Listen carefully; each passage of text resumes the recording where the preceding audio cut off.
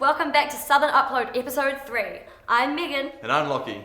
This episode we've got heaps of exciting stuff for you. We've got documentaries, film reviews, and a whole bunch more. So sit back, relax and enjoy. This week we're heading over to Queen's High School to hang out with the ladies. But first, we're going to try and make contact with our starship, Gamma 7. Gamma 7, this is ground control. Do you read me over?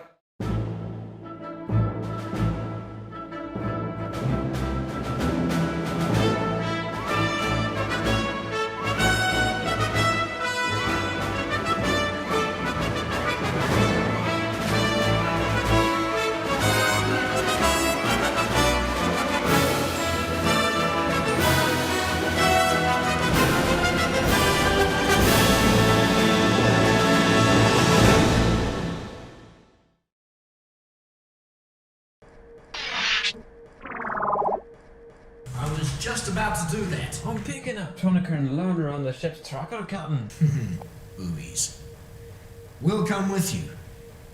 That alien scum might have what we're looking for. Hello, is out of range now, Captain? And just between you and me is, one man to another, and also you being someone who's been locked inside a spaceship with them for quite a long time. What's their cup size? I'm Captain Rex Larson, man extraordinaire in over 50 different galaxies, and you too can have Rex Larson painted work gloves. Nothing's too messy. I'm Captain Rex Larson, and I enjoy drinking Telxa bourbon, as did the last girl I slept with. I'm Captain Rex. Telxa bourbon, also useful when the bottle's empty.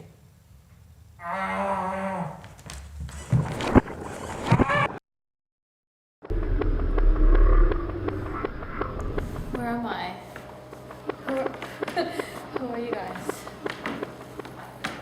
What are you doing? Oh my gosh, what are you doing? What are you taking me? Ah! Let me go!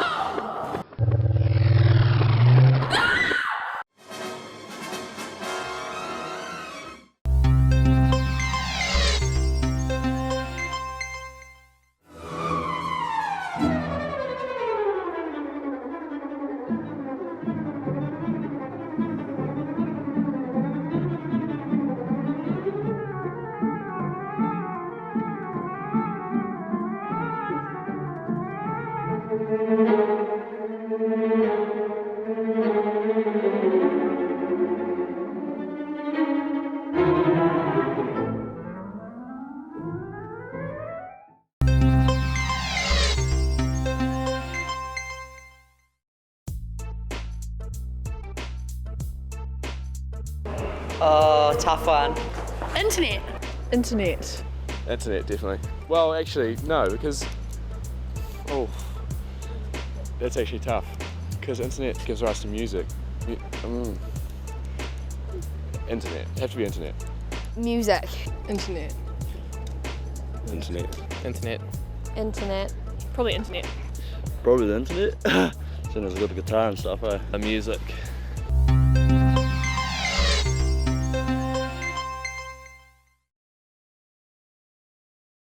Today we're holding our G Day, how we call our Glad Rep Day, and we really are keen to find out how much Glad Rep we use at school.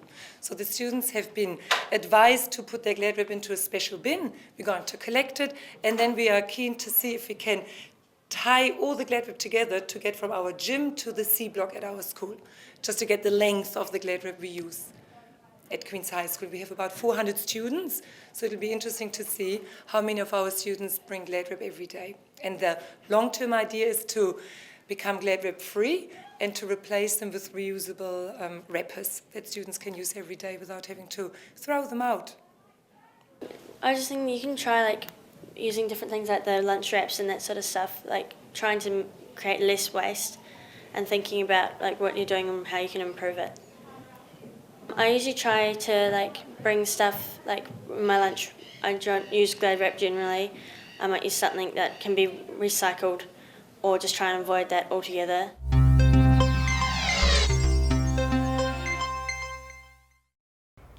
It's cool to see people are still interested in cleaning up the planet. Queen's High School, you're my hero. Gonna take pollution down to zero. Coming up after the break, we take a look at Otago Access Radio to see how you can get involved. You know, Lockie, you've got a great face for radio. Thanks, that means so... Wait a minute. Check it out.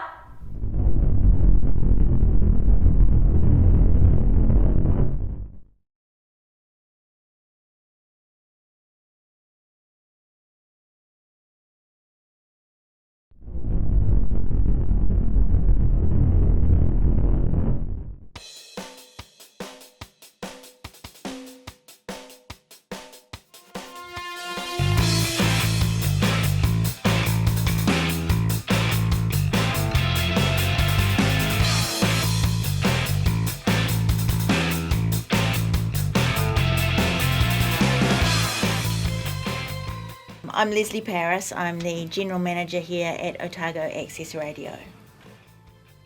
I'm running this little honey of an access radio station, and we're basically here for the purpose of broadcasting what's happening in the Dunedin community and for Dunedin people to have the opportunity to make programs for whatever they want, really.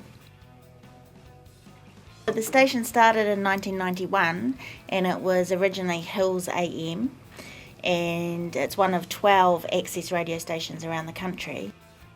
The station got its FM frequency in March 2011, and at that time we rebranded the station to Otago Access Radio. We really wanted to have that access thing in there so that it differentiates what the station can do. Yeah. There's a lot of differences between access radio and commercial radio. One of the main things is the commercial side of it. We're not here to make money. We're a not-for-profit charity station, as all the access stations are. Hi, I'm Anton Angelo, and I'm the host of Life on Mars. It's originally supposed to be an interview show, but I've just turned it into a music thing. So I'm playing the same kind of music I played when I was on Radio 1 20 years ago. Clash with Rudy Can't Fail off their London Calling album. Next up, we've got a cover of a Chris Knox song. This is, what is it, a Tall Dwarf song? I can't quite remember. This is Nothing's Gonna Happen, but it's covered by David Kilgour.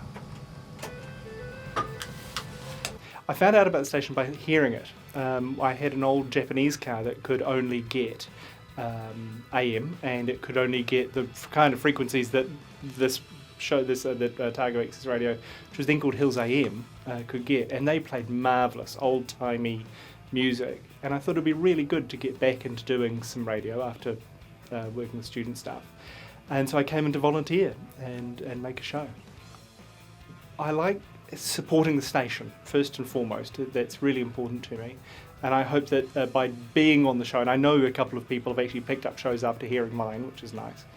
I do it myself it's a vanity project, it's vanity broadcasting, I call it.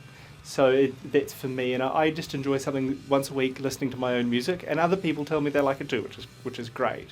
But really it's to keep the station going so that there are things happening on it, so that other community groups have got access here too. That's really important for me. One other important thing is that community radio is funded by the government. So as well as us getting sponsorship money in, and I'm very kindly sponsored by the University Bookshop and by the Aoraki Polytech for my other show, which is wonderful, and we get lots of really good sponsors in. Most of the money comes through New Zealand On Air, and it's really important that we thank them for that kind of work, and that they see how important that the work here is done.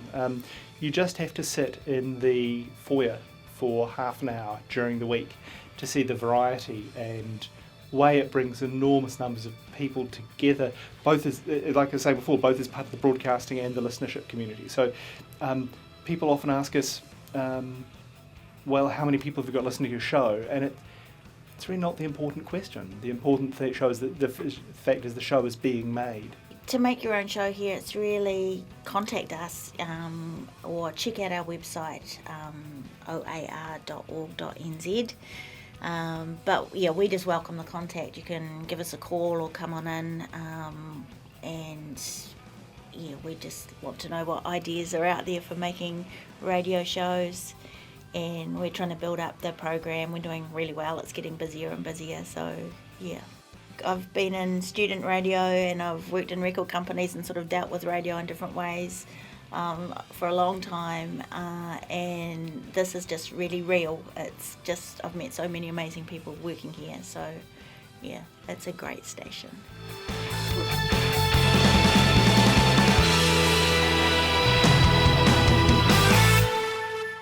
It's Megan and Lockie on the radio. Welcome back to the Megan and Lockie Show. Southern Upload. Coming up next, Gilla's Got Game. This week, it's rugby. Rugby! Rugby, rugby, rugby! Ah! And we'll be talking to Highlanders halfback Jimmy Cowan. This guy's one of my rugby idols, and I can't wait to... Rugby! Rugby, rugby, rugby! Ah!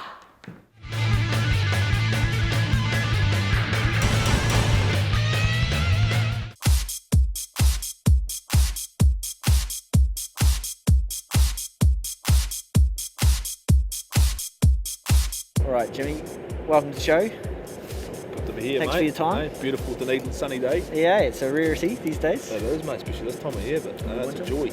Alright, so what does it feel like knowing that this is your last season with the Mighty Highlanders? Mate, it's been on the cards. I signed that contract early part of the year in January, so I knew it was coming, but I think for me it's more excitement than anything, mate, to get over there and experience a new culture of rugby, meet new people, and it's a great chance for me, the time of my life to travel around and see another part of the world. So, I'd be sad to leave here. As you said, I've been here since 2003 and thoroughly enjoyed my time. There's been some good times and there's been some bad times, but through it all, I've had great support from the people of Dunedin, North Otago and Otago. So that I cherish. Growing up in little old Gore, did you ever think that you would grow up to win the World Cup? Be in the team? No, I didn't. I think it's everyone's dream, isn't it, to be an All Black as a youngster. From when I was growing up as a 5-year-old to now, mate, nothing changed. I want to be an All Black.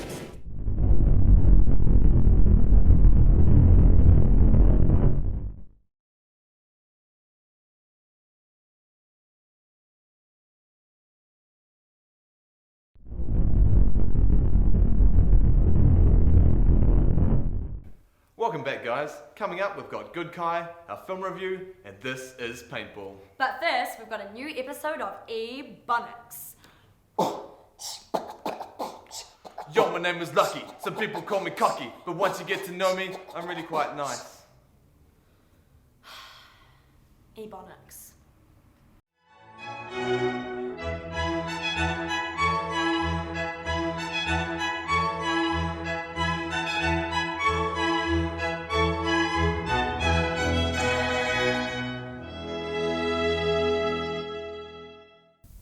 Hello, and welcome to Ebonics, the linguistics program that aims to educate you, the viewer, on how to speak African American vernacular English and utilize it in everyday life.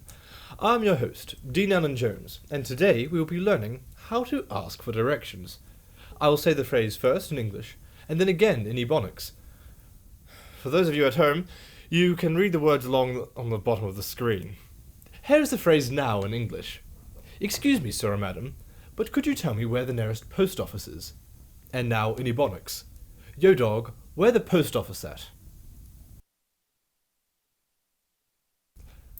As you can see, the example is straight to the point. There is no time for mucking about or lollygagging. A rapport is established with the stranger immediately by the term dog. I know a certain someone else that doesn't have a trouble establishing a rapport with strangers. You! Let's hear that one more time so we get the pronunciation just right. Yo dog, where the post office at? Now, remember, you can extend the vowels to portray a deeper connection with the recipient of the question. Oh. That's all the time we have for here at Ebonics this week. Come back next week where we'll learn how to ask for the bathroom. I'm your host, Dean Allen Jones. Until next time, keep it real.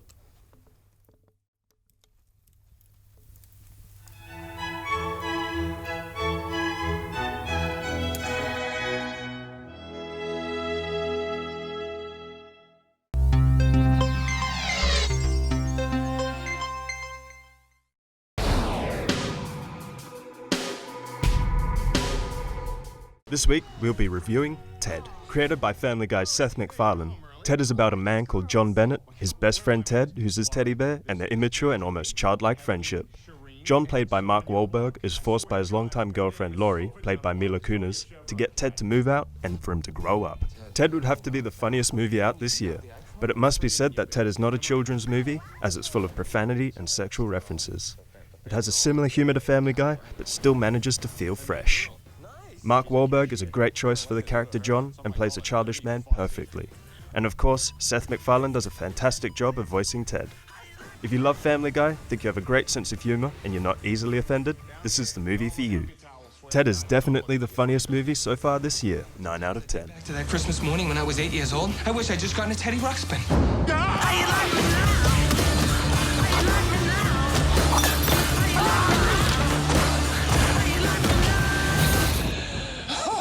Why are you crying? I just get squished by the TV.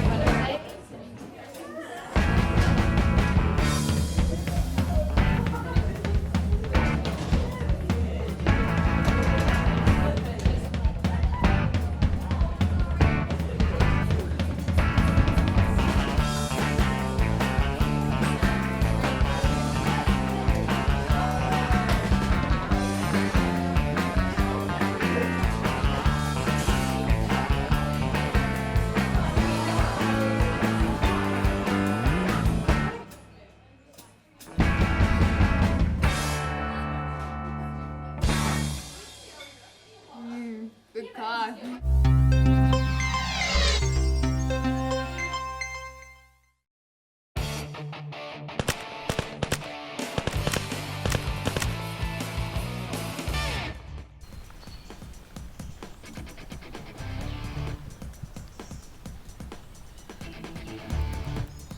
If we're ever going to have a chance of beating Zane, we need more ammo. We need to isolate the alphas one by one and loot them for all they're worth. Agreed. Now, we've identified one of Zane's wannabe goons. If we execute the Eagle flank, we should have no problem. Eagle flank, initiated.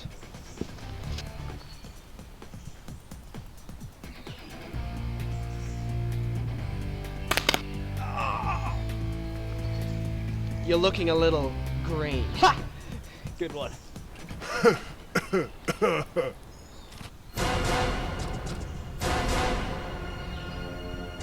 Why do we fall for that every year? Well, I guess there's always next year.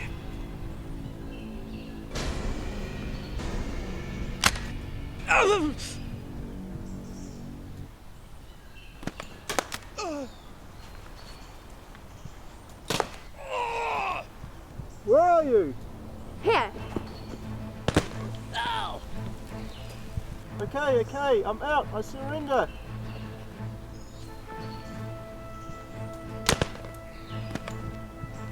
Thanks a lot, man.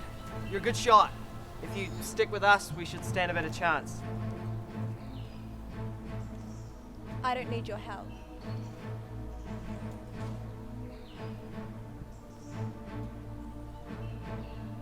A girl playing paintball?